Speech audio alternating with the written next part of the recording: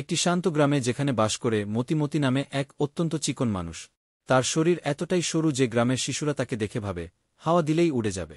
মানুষজন তাকে চিকন মতি বলে ডাকে, কিন্তু সে সব সময় হাসিখুশি, দারুণ আত্মবিশ্বাসী। গ্রামবাসীদের সঙ্গে তার মজার সম্পর্ক। মতির সবচেয়ে আপন সঙ্গী হল ল্যাংডা নামের একটি গরু। গরুটি খুব রোগা, এক পা খোড়া, দেখতে যেন হাড়ের গাদাই। কেউ কেউ বলে ওটা গরু না, গরুর ছায়া। কিন্তু মতি ল্যাংডাকে খুব ভালোবাসে, তাকে নিজের সন্তানের মতো যত্ন করে। তারা প্রতিদিন একসঙ্গে সময় কাটায়। গ্রামের মানুষ মতি আর তার গরুকে নিয়ে মজা করে, টিপ্পনি কাটে, হাসাহাসি করে।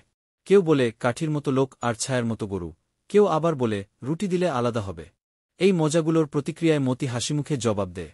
একদিন গ্রামে আসে শহর থেকে এক নতুন লোক, মজনু চাচা।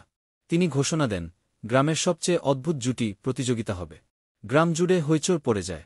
সবাই আলাদা আলাদা অদ্ভুত জুটি নিয়ে আসে, আর মতি সাহস করে ল্যাংডাকে নিয়ে প্রতিযোগিতায় অংশ নেয়। প্রতিযোগিতার দিন মতি ও ল্যাংডা মঞ্চে ওঠে।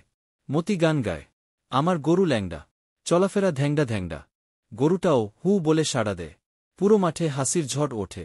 বিচারক, দর্শক সবাই হেসে গড়াগডি খায়। বিচারকরা বলে, তোমরা শুধু অদ্ভুত না, তোমরাই এই গ্রামের হাসির খনি।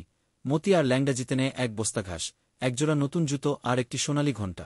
গ্রামের মানুষরা বুঝতে পারে, রোগা শরীর নিয়ে হাসাহাসি করলেও সত্যিকারের সাহস আর বন্ধুত্ব কাউকে ছোট হতে দেয় না। মতি আর ল্যাংডা হয়ে ওঠে গ্রামের হাসির রাজা।